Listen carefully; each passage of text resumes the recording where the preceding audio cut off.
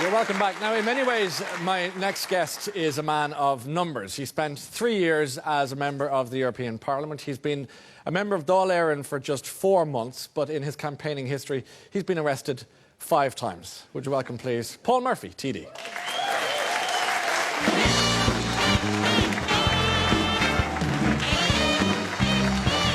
It's 7 o'clock.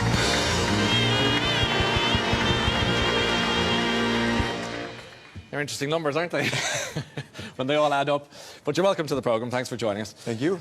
Before we get into the politics, let's talk about the person, because we see a lot of you in the political environment, but not in the personal. So let's get a little bit of your own background. You're from what part of Dublin? I'm from Goatstown. Yeah. And tell me a little bit about the house you grew up in. Yeah, normal enough, middle class upbringing. 1 brother, 1 sister. Did well in school. Went to UCD, did law in UCD. Yeah. Did more than law. You came first in your class. I did. Which is rather impressive. Was it a political house? No, not particularly. I'd say there were political discussions in the sense that, like a lot of families, people have opinions and argue about things, be it politics or culture or whatever. And so there would have been discussion in my house, but certainly not linked to any one political party, and not a socialist house in particular. Because you were quite young when your father passed away, isn't that right? How old were you? 11. 11, and that would have had an impact on you, no doubt. Yeah, of course. In what sense?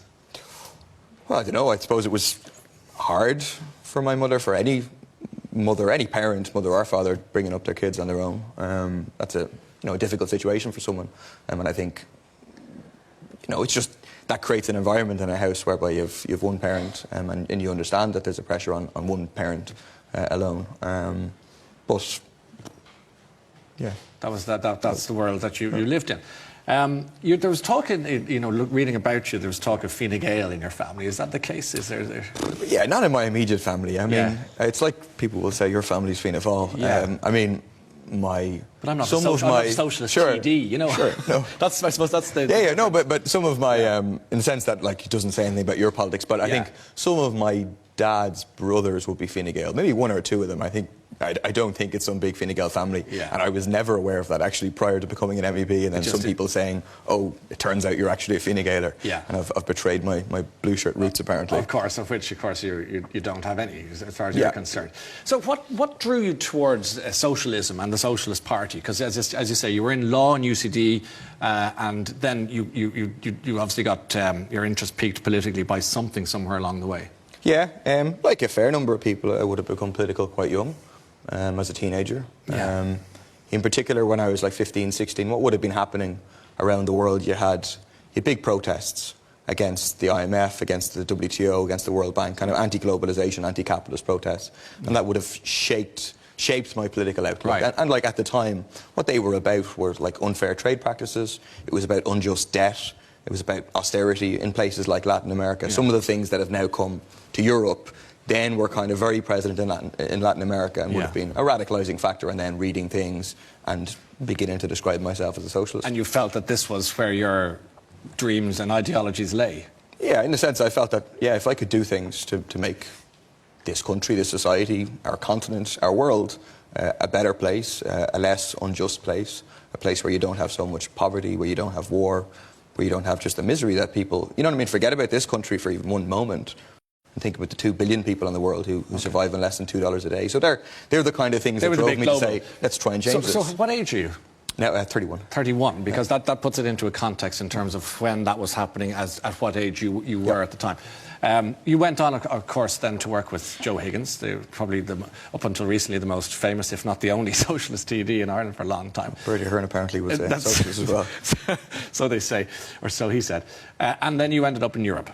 Yep. With him. Tell us a bit about that. Yeah, so when we didn't go into the European election campaign in 2009 thinking we were going to win, and we won because the crisis had hit. People were being radicalised, moving to the left, and so we won. That was the first MEP seat we had. And so I moved over to Brussels whenever Joe got elected to work on setting up our European office in the European Parliament, to do all of that. And then in 2011, when Joe was elected back into the Dáil, I took over as MEP. You were co-opted as an MEP. Okay. And so that was some experience. Yeah. Again, a difficult experience in the sense that, all of a sudden you're in the Parliament, like, you know, debating with all these people who are, you know, establishment figures, etc. But it was a very good time to be an MEP and a very good time as socialist to have an MEP because the massive crisis of capitalism within Europe and like massive austerity being waged in Ireland and Greece and Portugal. And so like one of the main things we tried to do was say, OK, let's have solidarity of working people right across Europe. The idea of fighting for a different type of Europe, a Europe not built for the 1%, for the bankers, for the bondholders, but for the 99%. So you came out of the European project, if you like. You ran for the general election. You didn't get elected that time. You ran for the Euros, and you didn't get elected that time. And then, of course, when Brian Hayes, Fine Gael, became an MEP, you took the by-election seat. Did you want to be a TD? Did you dream of being a TD? Did you want to walk the corridors of Leinster House all year? Never. So I still don't dream of that. So what are you doing there then? Well, because I'm a socialist activist. Right. I'm an activist, and I think we can fight to fundamentally change the society. Right. And it so happened that events have happened in my life, like going over to work with Joe and then taking over from Joe because it made sense at that time, and then the by-election happened. Events have happened that have propelled me as a socialist activist into playing a particular type of role at this stage, which is being in the Dáil. But it's not like I never had any ambition to be a TD or an MEP or anything like that. But I think, can I play a role in assisting, like the water charges struggle concretely now, in being a TD? Is it a good platform to assist struggles of people? It is, and I think that's how we can use it. And part of the reason you're here tonight is because you've made quite a name for yourself as part of a very different type of protesting that's been happening in recent months. We'll talk about obviously the Joan Burton protest, which of course became such a talking point in this country. Let's take a little reminder of that protest and we'll have a chat about it in a second. A tense standoff in Jobestown today as the angry mood against water charges spilled over. The Taoiseach was attending a higher education ceremony, but when she left, her car was hemmed in by around 100 protesters. Dozens of Garda reinforcements arrived along with the Garda helicopter and the public order unit. This escalated the tension. If they withdraw the public order unit, do we agree to let her go? Then the unit agreed to step aside, in return for protesters agreeing to slowly march in front of the car to let her out.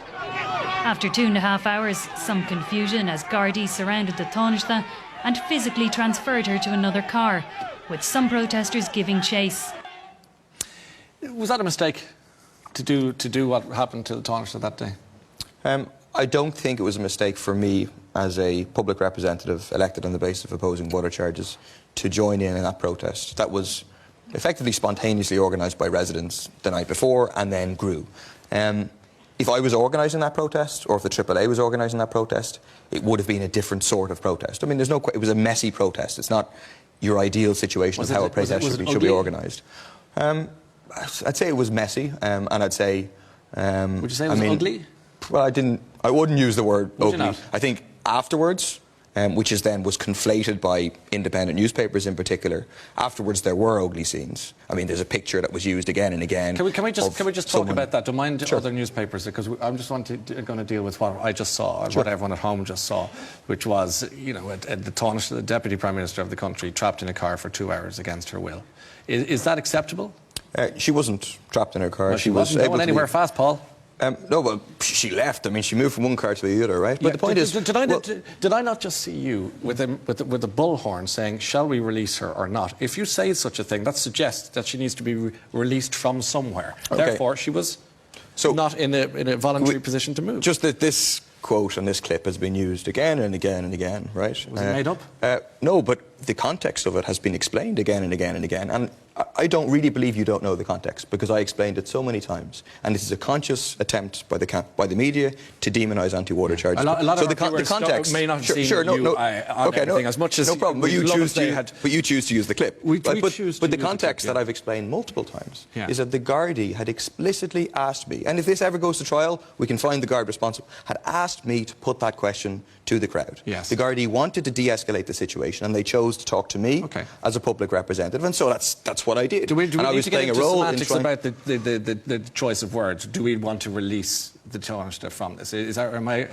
Am I missing something here? But it's you that has introduced this particular quote, You right? said it, Paul. Sure, but I'm explaining Yeah, that but I said it because the Gardaí. Are you saying that the guards forced words into your mouth that you didn't want to say that? No, that the guards asked me to communicate that message to the protesters. I wasn't fully in charge of everything that was happening in the protest, and I was trying to play a role in having a disciplined protest and to bring the protest to an end at a certain stage. That's what I was doing, and that's what the clip actually demonstrates. Let's not get lost on that. Do you think, just quickly again, I'm really curious to you as a public representative, do you think it's appropriate that the Taoiseach, who I think it's fair to say, most parties who would look at that felt intimidated, regardless of your politics, that it was not a pleasant situation for anyone to be in for 2 hours. Do you think that was a mistake?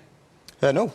I've said that it's not a mistake. But I tell you what... If it happened tomorrow, would you roll with it? Let's take it... Right, let's put it in its context. Because what the media wants to do is just take these individual incidents, right, and you can show another clip and you can say what happened here. Yeah, but the context is, right, of communities being ravaged because of austerity. The context is of broken promises. If you listen to what was shouted at Joan Burton, overwhelmingly what was shouted was traitor. Because people, Jobestown is a traditionally Labour Party area. Yeah. People voted for Labour and then they betrayed them. They cut child benefit, they're imposing water charges, they're cutting loan parents. And so people are very, very angry. It sounds and like I understand that anger. I think most right-minded people would understand that anger, Paul, to be honest with you. But I still am having trouble with you possibly justifying, and people may have trouble with you justifying, the intimidation of a person. I'm not justifying any intimidation or anything like that. No, but you're condoning it.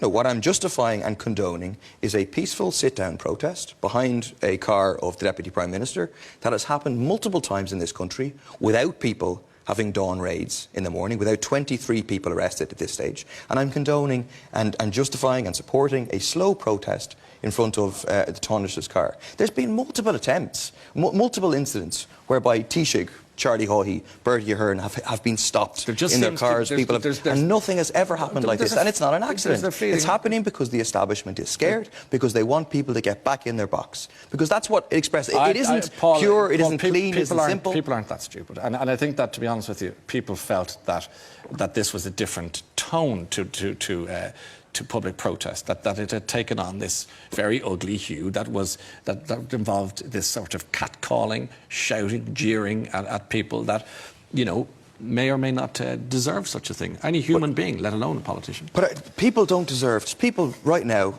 locked up, right, for 1 month and for 2 months, 5 people. And the only reason they're locked up is for breach of an injunction whereby they've gone within 20 metres of a water meter installation. Yeah. In my opinion, that's much more serious than someone calling Joan Burton a traitor, or than Joan Burton being held somewhere for 2.5 hours. I mean, where Joan Burton was that day, just around the corner, there was a couple who I later spoke to who were living in their car who were homeless. Do you know, that's what they've done in this society. And then the media is focused on, was she called a traitor here? Was she stopped in her car for 2 hours? It misses the picture here, which is like the structure of violence, the destruction of communities by their policies. If you had orchestrated things a little better and in a little more civilised manner, you mightn't have made a martyr of the Taoiseach, and we wouldn't be talking about it like this. If I had orchestrated, this wouldn't have happened. I didn't orchestrate, that's the point. Yeah. Right, so I'm aware this protest is happening. I'm in favour of people protesting against it, but we genuinely did not organise it. We arrive on the scene, and what role do I play? I attempt to put a shape on the protest, to put a discipline on the protest. I introduce chants into the protest in order to have a more effective type of protest. You were arrested anyway as a result of what happened there.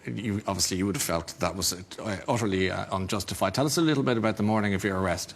Yeah, it's a bit of a shocking experience in the sense that, you know, you're half awake, 5 to 7 in the morning, and you get a ring on the door, you open the door, and there's 6 Gardaí at the door, and they push their way in and tell you that you're being arrested under suspicion of false imprisonment of Joan Burton and her assistant. Right. And then I was in the Garda station for maybe for 8.5 hours. I was questioned for 4 hours. Yeah. Again and again, based on media transcripts and footage from RTE, YouTube, etc., etc. Whoever, yeah. All to try and stand up the idea, which they've been talking to people in the community and questioning people with a view to pinning me as being responsible for a protest that I didn't organise, and trying to say that I'm responsible for what's apparently the false imprisonment of Joan Burton. I mean, if that's false imprisonment, well then anyone who participates in any protest and gets in the way of cars, as happens all the time, are guilty of false imprisonment. I mean, it's some stretching of the term, and it's very serious, because the maximum sentence for false imprisonment is life in prison. And obviously, Like, I don't think that's going to happen. I'd be very shocked if that was to But that's the kind of threat that hangs over. And there's a whole community now in Jobestown. But is this Hundreds not- participate is in this that not part protest, of and the- people are scared. Do you not get some class of, forgive the choice of words, but thrill out of being arrested? And I say that on the basis that it's manna from heaven in some ways, because suddenly you find yourself as the top of the media tree in terms of whatever programme you're going, including this. You get all the attention you need. It brings all the attention to the cause you fight, and chances of you spending any time in prison are slim to none. And yet you get all this coverage. But firstly, I mean, I have no personal interest in media coverage. I really don't. You know, I don't find it like a pleasant experience to be going on and talking about your childhood. Do you know what I mean? That's not what I want to do. And yet you're here. Two, because we use media appearances to try to get the political points across about how we can defeat water charges through non-payment. But you say I don't like media, yet you're always in the media. I don't like politics, yet you're in Leinster House. I don't like. You know what do you want? Because I'm trying to do the best I can to try and change the society for the better. Right? And I think that I can do that, including by using media appearances. But it's not that I don't have a personal like for being in the media whatsoever. But it's all a platform to get ideas across. And like, did I like being arrested? No. I had real things to do that day. I had people to try and assist. I had homeless cases to try and assist. I had, work to do that actually would make a difference for my constituents. There was a guy who was trying to contact me about a particular case, and he wrote to his TD, his Fine Gael. He would traditionally be connected to Fine Gael, and he wrote to them saying, he's outraged because he was meant to talk to me and he couldn't because I was sitting. So really, I have better things to be doing than sitting in a guard station. We need to talk about the Michael D. Higgins protest, let's call it that for the sake of it. A quick reminder of that too, in terms of the nature and the tenor of the modern protest why do we need to talk about it? Well, we'll have a look at it and you tell me. But it has nothing to do with me. Well, I think it's self-explanatory. But it's nothing to do with me. Let's roll the tape and the people can decide. You little media parasite!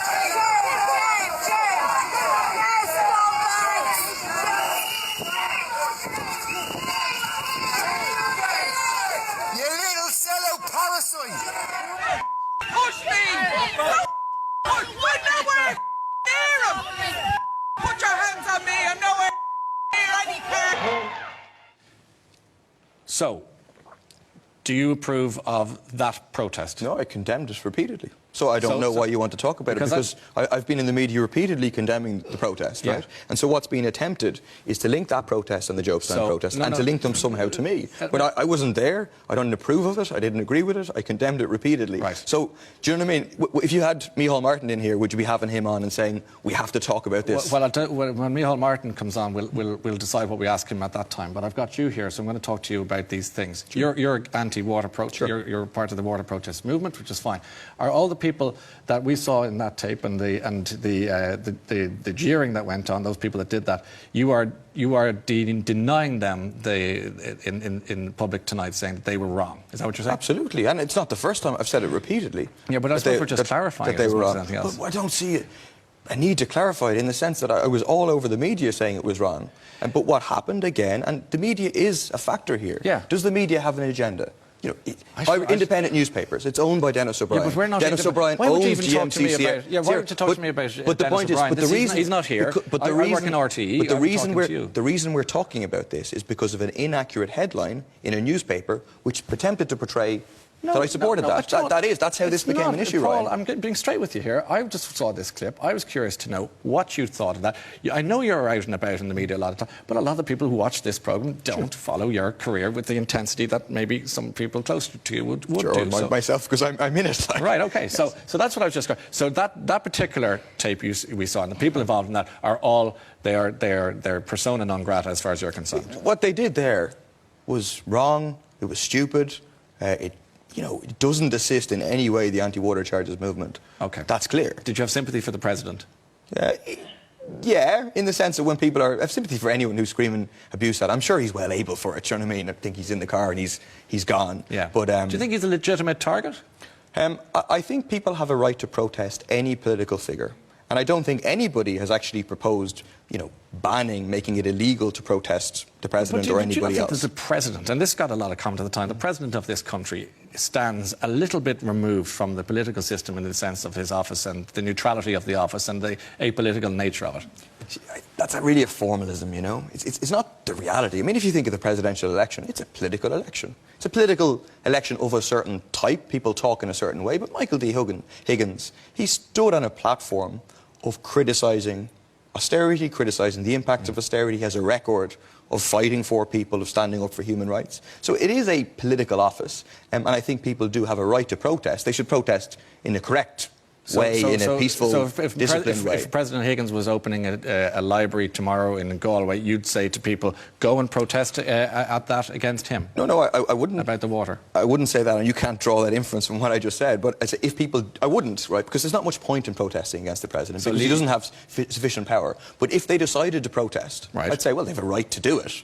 And I'd say they have a right to do it as long as they do it in a peaceful, disciplined way, etc., etc. So you can defend someone's right to do something without meaning that you advocate it. So I defend the right of people to protest against any political figure. Would you break a court order injunction? It would depend on what the court order injunction is. But yeah, I would. I mean, the injunction that we have at the moment is an injunction. To be clear, it's an incredible infringement on people's democratic rights and civil liberties. It says you cannot go within 20 metres of a water meter installation. So if necessary, I would break that. So that takes us to yesterday and the people who were incarcerated for coming within the 20 metres of the people trying to put the water machines in. One of whom I believe was the gentleman we heard on that heckle against the president. You support him? Well, I've just criticised him for everything that he said there. Yeah. I don't think he should be jailed. Do you think he should be in jail for a month? Did you support him in court yesterday? Yeah, I don't think he should be in jail for a month because he stood within 20 metres. So I disagree with what he did there. Yes. If what he did there was a crime, well then let there be. But no, he should not be. But there are a lot of... And the other four, a woman and 3 other men, including a 60-year-old who's currently out of the country, should they be in jail? Because of standing against water meters. They don't want the imposition of water meters. The only purpose of the water meters is to get the water charges. Yeah. You have massive opposition. In these areas, you're not talking about protests like that. Yeah. You're talking about protests of hundreds of people effectively protesting. If it's 20 metres to be, the proximity, why don't they protest 21 metres away and avoid having all this waste of Garda time, legal time, their own time? And not have to spend time doing in prison watching, Because it's a question of what the state is saying, and in my opinion the media is saying, is that you have the right to protest, you have the right to march up, and this judge said this, that you have the right to kind of march up and down with your banners and your placards. But you don't have the right to effective protest. And that's why people need to be within the 20 metres to stop water meter installation. Because what GMC Sierra is doing is imposing meters on people who don't want them. We think people have the right to protest. Do you have any sympathy for the men and women who are putting the meters in? I do. I don't think they should be put in that situation by their employer or by Irish Water, which contracts their employer. And just looking at the things that you're anti, and what I'm curious to know what you're pro, because you're anti-water charges and you're anti-property tax and you're anti-bin charges and you're anti-bailout and you're anti-college fees and you're anti-austerity. So where is the pro in Paul Murphy? I'm pro-socialism. I'm pro taking power in this country out of the hands of the bankers, of the bondholders, of the Dennis O'Briens, and taking power into the hands of the majority, right? Which means running society through public investment, through public ownership of our natural resources, which have been given away to Shell and Statoil, and if the key sections of if industry. The law doesn't suit you, break it. Well, you asked me what I'm for, so I'm explaining what a socialist society would look like. It would mean a decent home for everybody. It would mean decent education. It would mean decent healthcare. It would mean putting people's needs before profit. That's what I'm for, and all those things that go with it. You must have been so excited when the Greeks elected the government they elected, and then you must have been so disappointed to watch the 9 o'clock news to realise that, despite all their promises, they are having to play ball. I mean, they went in saying we're going to give them 2 fingers, and now they've come out with their hand out. Well, it's an ongoing battle. I mean, what's been attempted, it's incredible, and our government is completely part of it, is an incredible blackmail by the European establishment, the Troika, ECB, etc., demanding that the election results in Greece are annulled. Right? The people voted against austerity and saying, you can't have that. Otherwise, we're going to force you out of the euro. That's what the ECB is saying. The Greek government signed up to a deal tonight, Paul. We don't know what's in the deal, right? Well, if they signed up to implement any austerity then that's a mistake.